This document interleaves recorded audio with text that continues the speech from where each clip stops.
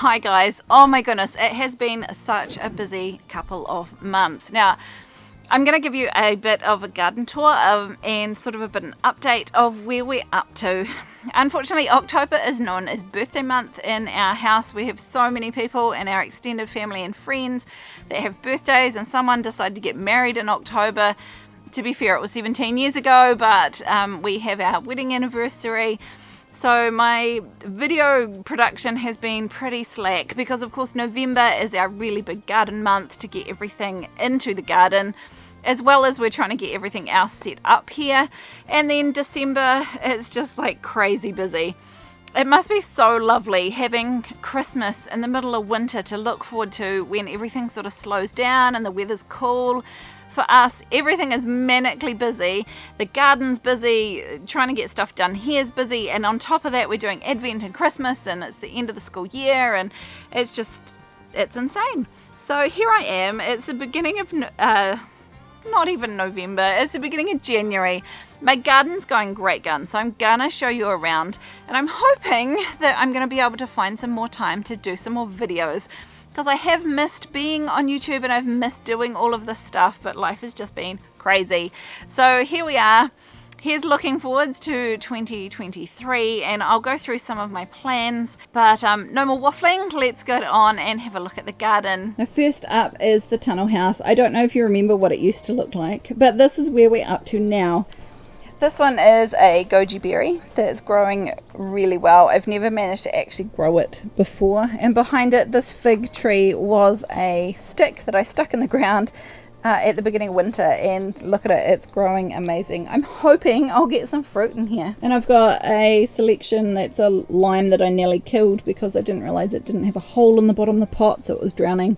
I'm hoping it'll come away because it's got quite a few fruit on it. And over here I have a lemon, and it has been struggling with a combination of not enough magnesium and not enough iron. So I've been feeding it. These leaves were completely white, and these leaves looked like these a week ago. So they are definitely greening up. And I can't remember what this one is, but it's a citrus of some description. This is my passion fruit vine, which is growing wonderfully. I'm hoping to be able to grow it up and right along to act as a bit of a shade for in here. These are my cucumbers, and if you want to have a bit more of a catch up about where we're up to with those and my struggles with them so far this year, check out this video up here. Long story short, they've almost been eaten alive by aphids, and I think I'm finally getting on top of it. Excitingly, I finally have some decent sized cucumbers. Most of those aphids are dead. And this new lush growth is beautiful. This was some coriander that we grew this season.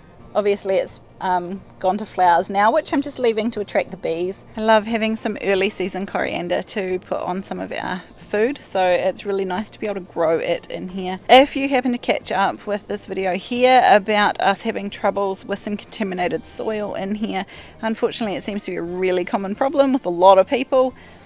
I think what we've decided was that it probably wasn't something we've brought onto the property. We think this whole place unfortunately was sprayed with something called forestry mix, which essentially kills everything. And I think because this side of the tunnel house is worse affected than the other side, I think they have scraped the soil to try and level it out here. I think the digger driver scraped the soil from over that side, put it on this side, which is exactly what I asked him to do, but the stuff on that side doesn't seem to be contaminated and the stuff on this side is, so I think that's what's happened. These are a popcorn variety, and it's growing really locally to here, so I'm going to grow these hopefully to save some seeds, and they're doing really well. And look, whoop, can you see that little ladybug in there? Can't make the silly camera focus, but there's a cute little ladybug sitting up eating, I presume eating that pollen. I've come in, because there's no wind in here, I am coming in and just giving it a wee bit of a shake now and again to get the pollen to land down on the tassels, hoping for some really good pollination. These tomatoes we just simply pulled out because they were just so gross and attracting all sorts of bugs, and as you can see they were worse than this. They just curled up and died. So I have planted some kangama corn in here, which is a dent corn, which I'm hoping will come up, but it was quite an old pack, so it might not. These eggplants are doing really well. I've never managed to really grow eggplants before, but they seem to be doing alright. And look, there's a baby ladybug. And the tomatoes along here are a wee bit hit and miss as to whether they're doing okay or whether they're looking pretty munted. Thankfully, these are my favourite variety. They're known as Artisan Blush. And they're doing okay. They're not in the yucky soil and they're producing really well, so I'm so excited about those. These ones are just a mixture of a few different varieties that I just had seeds for, and I thought, sod it, I'll grow them. But you can see up here the leaves are clearly affected by some contamination from the soil, which is annoying. And the other thing I've noticed that seems to go with that, what is my hair doing? I'm going to sort that out, is that the tomatoes seem to rot before they ripen. So I think I might just pull all those out as well, because what I have done is undersowed them all with some corn. So I'm hoping we'll have enough time in the season to get some fruit off these. They're known as early gem. They're quite a quick corn. But I am getting some ripe tomatoes, and these wee peppers seem to be doing okay. And grapes are another thing that I've managed to never grow properly before, and I'm hoping with these two, I've got 2 grapevines, I'm hoping to grow them up and along over the tunnel, so that they'll provide a wee bit of shade as well. Matthew bought me a thermometer for in here, and it's been getting pretty high in the mid-30s during the day, so a little bit of shade would probably be really helpful. So they're both table grapes, and they're both just in tubs, so I'm hoping that they'll eventually give me fruit. This one has a couple of bunches. These are a tomato called Tangella, and they're a yellow small eating tomato. They're really tasty. I really like them. I do find they succumb to blight pretty early in the season. So these ones are right beside the back door, which gets constant sea breeze when it's open. So I'm hoping that will keep the blight away for long enough to get a decent harvest. These tomatoes along here, I have absolutely no idea what they are, but some of them are producing fantastic crops, which I'm really happy about. Now, when I planted the onions outside, I had a whole lot of spare ones, and so I just stuck them in the ground. They're doing so much better than my onions outside. You'll get to see those shortly.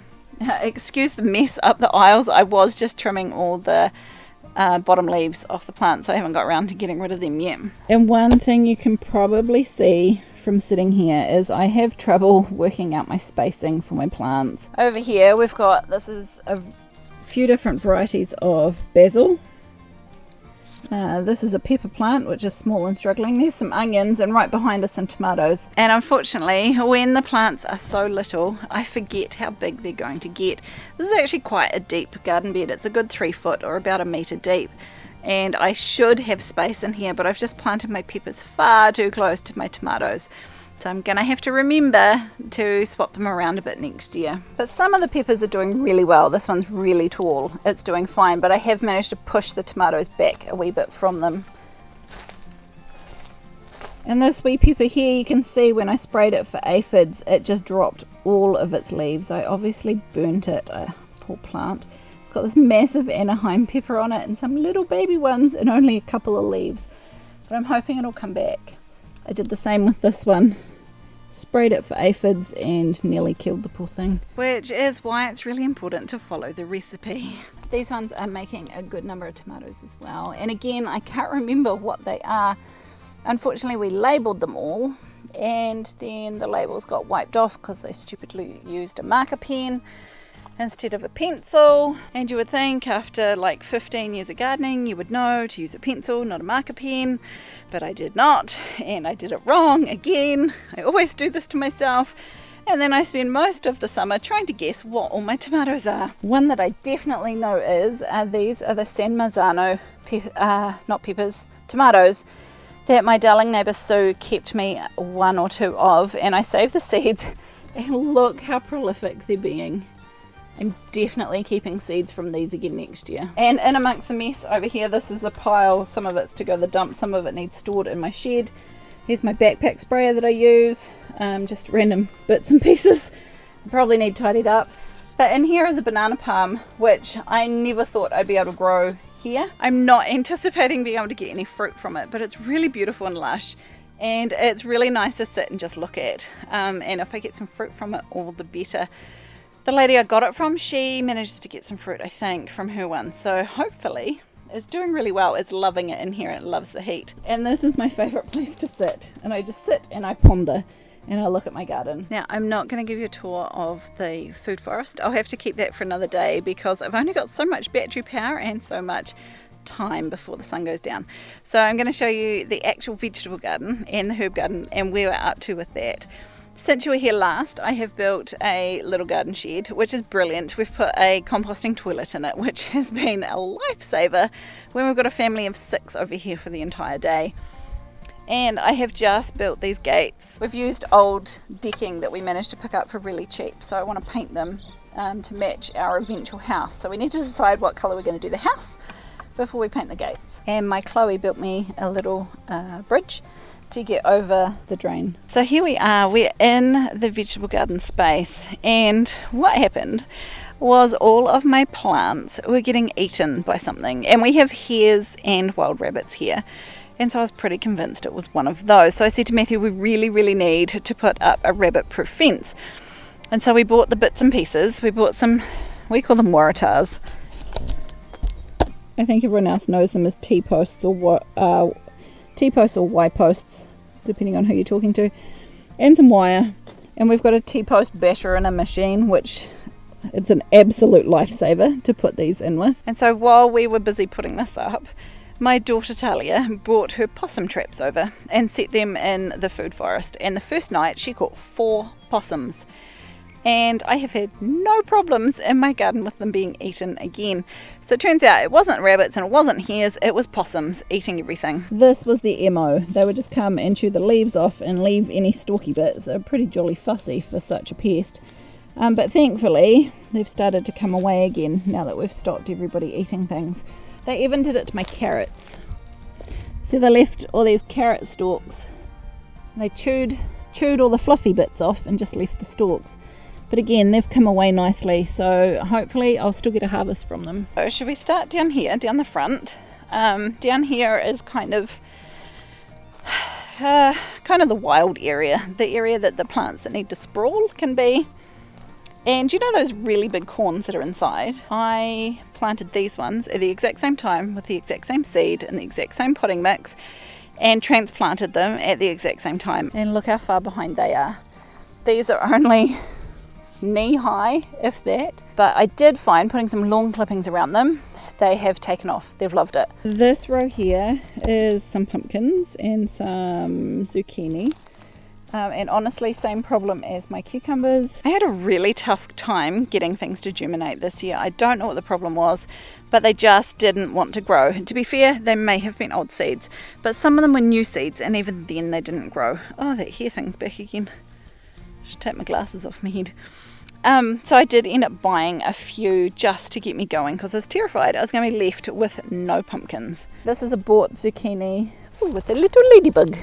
Hello ladybug. And these ones are a variety of pumpkins and squash. And then at Christmas time, after spending $12 to buy one grey pumpkin, I thought this is ridiculous. So we kept all of the seeds and I brought them all over here and have just put them in mounds of compost.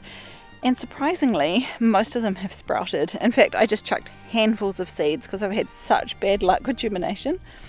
And these ones have all germinated really well, which means I might have too many pumpkins now. Hopefully there'll be enough time for them to actually make fruit before the first frost in about April. And all of these mounds along here and all along here. Here is an experiment. These were some tomatoes that I planted a whole lot outside that were all supposed to be hardy for outside time last season, and only 2 of them made fruit that actually ripened. So I kept those seeds and I planted them, and then I've got these experimental little tiny plants that have grown. Obviously they've gone, it's cold, I need to quickly make fruit. So they're first to sprout, they were first to flower, and they were first to fruit, and they are fruiting and ripening outside in our climate that usually tomatoes will not grow outside in. I'm going to keep a couple of seeds from them, and hopefully next year I'll get something a little bit bigger and a little bit more robust. But I'm really excited that they're working. Goes to show that locally saved seeds really are the best. Here is my herb garden, and you kind of have to use your imagination. One day I'm going to put a archway through here and grow some roses or something up over them. But for now it's just fenced off to keep the rabbits out, the supposed rabbits. And one day this path here will probably be grass, maybe chipped, something more than just clay. But for now it's just clay. It's a windy clay path. But my actual herb garden, don't know if you can see that, is actually doing quite well. This fennel is going to flower, and once it's flowered I will not let it seed here. I'm struggling with the amount of fennel that's growing at our current property, so I will definitely chop the seed heads off that. There's so many little plants and I'm loving these flowers. Such beautiful poppies. We've got some calendula, some wormwood, some chamomile, and this I think is white sage. I need to check. Considering how terrible the dirt is up here, these herbs are doing so well. I think the only one I've actually managed to lose is my sage, and I do secretly hope it will come back. I think it was actually sitting in a puddle and it wasn't so happy, so I've pulled it up out of the puddle and put some compost under it, so I'm hoping it'll come away again. But thankfully I've got some seed, so if it doesn't I'll grow some more from seed. And one day I want this all to be all thick and lush with edible and medicinal herbs. These garden beds I have made, they're 8 meters long, which is, I don't know how many feet that is. It's some feet. It's 8 meters. I'll find out, I'll put it here.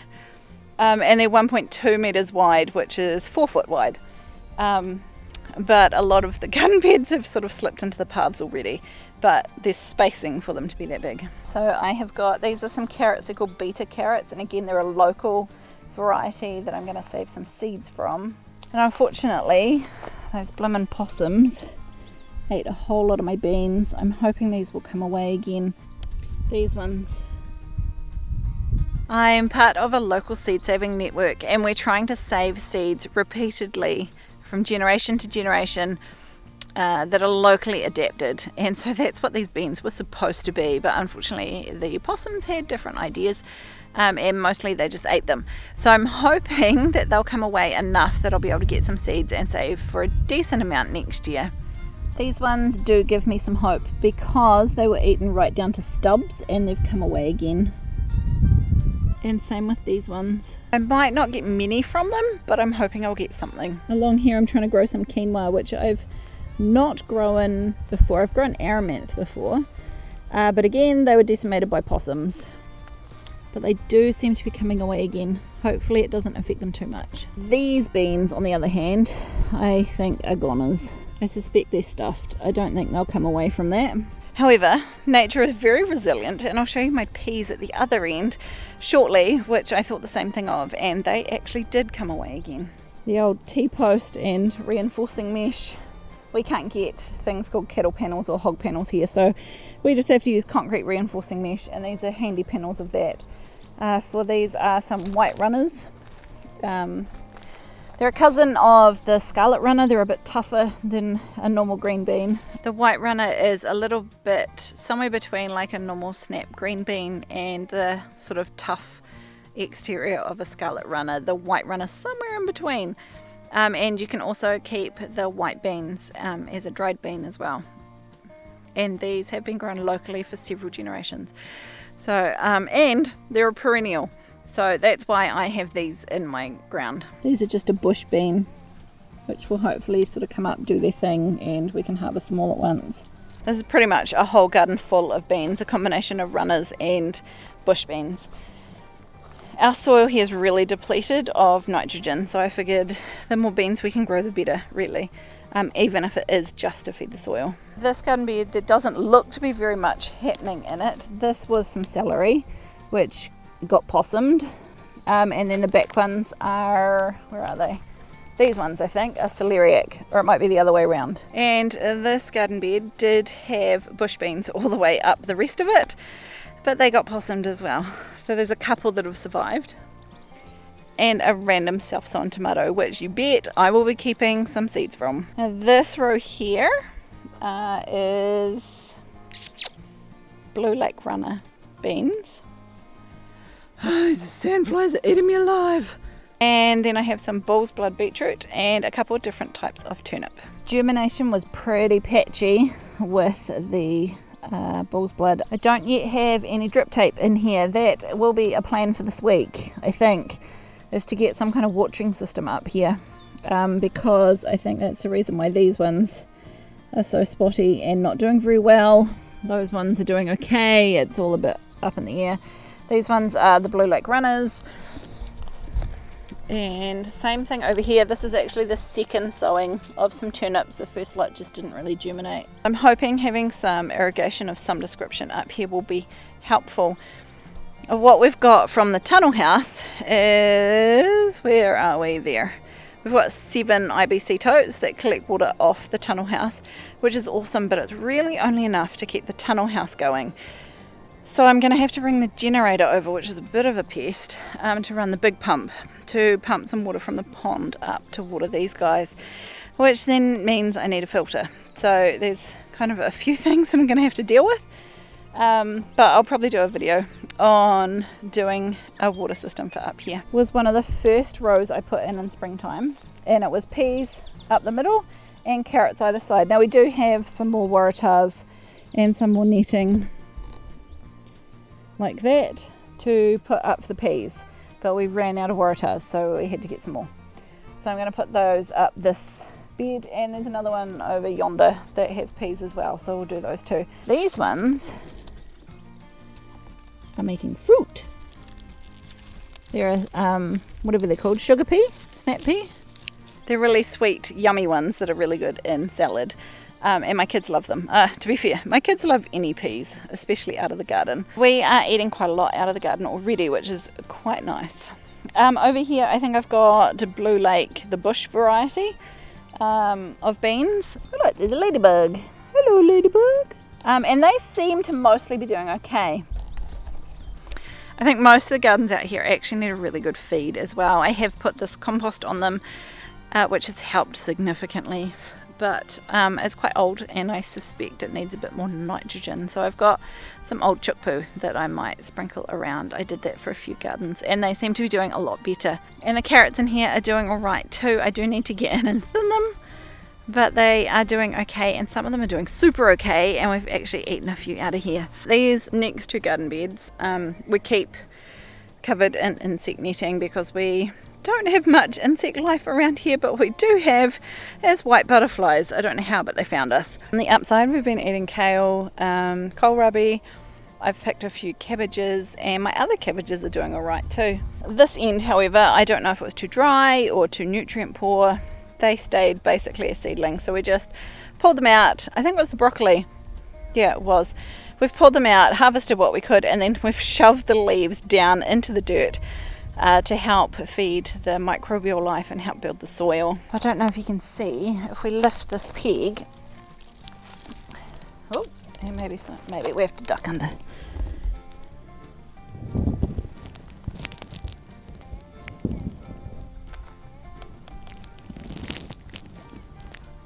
Did you catch that? We've got some red cabbages that are starting to hut up, and some conehead cabbages, which are really delicious. We've been eating a few of those already. I'm too scared to let them get too big in case they go to flower on me, because growing brassicas in the middle of summer here is also not all that awesome. And it looks like the cauliflowers seem to be starting to form heads too, which is cool. Now these are the miraculous peas. I'll show you. These ones here, I was quite convinced were totally dead, but look, and this one's done the same. I thought it was completely dead, and then it sent up babies from the bottom. And these carrots have been in for ages. They're really struggling. I think probably they need some water. This ground is so dry. A watering system is definitely on the cards for the next week or so. This one, again, possum struck again. It's sort of a repeating theme around here. I did have it planted in onions, but this was before we had the compost, and they seriously struggled. This end pretty much just died off, so we just bunged compost over the top, and planted some beans, and they were doing really well until one night a possum decided to visit and rip their tops off. So a few of them have recovered, but I suspect the rest of them won't. So I might just put some cover crop in here. I'm not entirely sure. If I can find some more bean seeds, I might try some more beans, because why not? And then over here I have some different types of zucchini. Again, they're part of a seed saving thing, so I'm hoping to be able to get some seeds out of them, and I think they'll do a lot better if they had some water. Now, this one here obviously needs some nutrients. It's really struggling. These guys aren't doing so bad. Probably could do with something, but they are starting to flower and fruit. This end was the other half of my onions, and when you see my crop of onions, you'll see why I was so thankful that I happened to chuck all the spare ones, which I thought I'd use as green onions, but then I forgot about them, and now they're actually turning into actual onions, into the tunnel house, because this was meant to be a whole bed full of onions, and actually I might have 10 or 20 onions out of it. Considering it took us a couple of hours to plant all the way up through here, there were hundreds of onion plants. These ones survived, and this little patch here. So I don't know how much of a harvest I'm going to get from those. And my garlic is super pathetic this year. And it's been really pathetic back at home. I did a whole garden bed of those, and they got hit by rust really bad. I don't have rust here, but I also don't have very good plants. I'm not sure what their problem is. I suspect they need more nitrogen. The idea with most of those alliums is that you give them plenty of nitrogen at the beginning, so they grow heaps and heaps and heaps of leaves, and then it's those leaves, stupid bugs biting me, it's those leaves that create the bulbs underneath, and the more leaves they have, the more nutrients the more energy they'll have from the air, and the more energy they'll chuck down into their bulbs. Unfortunately, that's not going to be us this year. Next year will be another year, and I keep reminding myself that this really is the first year in this garden, and given how very depleted the soil was, I think we're doing all right. This is a whole bed of oca, also known as New Zealand yam, which if you want to find out more about oca, check that video out up there. I won't go into too much. I'm not going to be pulling them out to show you, but there's more in that video. And then I've got 3 beds of potatoes. This one I have finally put some compost on to mound them up. They're doing all right. These next 2 are on my list to do, maybe tomorrow. Obviously these ones are starving for something, probably some nitrogen. Each of these rows, all 6 of them, there's 6 different varieties, so we just thought we'll try a whole lot, see which ones like it here and which ones do well, and then we'll keep seed potatoes for next year from them. And then my very last garden bed here is asparagus, which I've never actually grown before. There's 3 varieties that we got from a commercial supply place. They're probably planted far too intensively, but I thought we'll put them all in, and whatever survives we'll keep. They have been beaten about pretty badly by the wind. I thought a whole lot of them had died off, but again, nature's so wonderful and they have come back again. I definitely need to put some more compost on here. This stuff seems to have settled and come away from the roots quite a lot, which can't be helping. So there's a piece of root sticking out up there too. So I need to put another big layer of compost over the top, I think. And then these paths, the local, I don't even know what they are, Delta, they look after the power lines and stuff, came and felled a whole lot of trees and chipped them all up and left them down at a couple of the local parks for all the locals to use. So we have brought up multiple trailer loads, which seems a little ironic given that we live on a forestry block, but this stuff is already chipped up. I spent quite a few days loading bags of wood chips into the trailer and then wheelbarrowing them over and tipping them out. Thankfully my mum and my dad and my children were actually quite helpful, and we got it done pretty quickly. I'm not sure what to do with this space, and I need something to grow on that mound, something lush hopefully. Maybe something we use for chicken food. So if you know of anything that's like low input, really easy to grow, but lush, that's not grass or gorse, that we could feed to the chickens, let me know in the comments below, because I'm looking for options to grow on that mound. And this area here, this wee square area, I'm not sure what to put in here either. It's straight out there is where the sun rises, and it'll get sun right round to after midday. So it's going to be quite a sunny spot, and it's probably, I don't know, 5 metres by 5 metres. What's that? 15 feet each way. Good wee spot. So I'm not sure what to put here. And then the other thing I want to look at getting done, but this may have to wait for the food forest video, is I want to put in a berry cage, and I think I might do it here, but I'm not sure. So we're really looking forward to the rest of 2023 and seeing what exactly this garden can grow for us. I know it's going to be a lot more work getting the soil into some shape, but I'm really impressed at how some of the plants are surviving despite what they're going through. They're not getting enough water. We haven't had rain here, not good rain, for a couple of weeks, and I'm not watering them. And the nutrient profile of the soil is pretty rubbish. We did add some stuff when we were tilling it in, and we have put compost on the top, but fundamentally it's not great soil. Hopefully one day it will be. And the trick at the moment is keeping on top of all the weeds. Thank you for joining me for a walk around the garden this evening. I hope you've enjoyed it. I certainly have. I'll see you in the next one.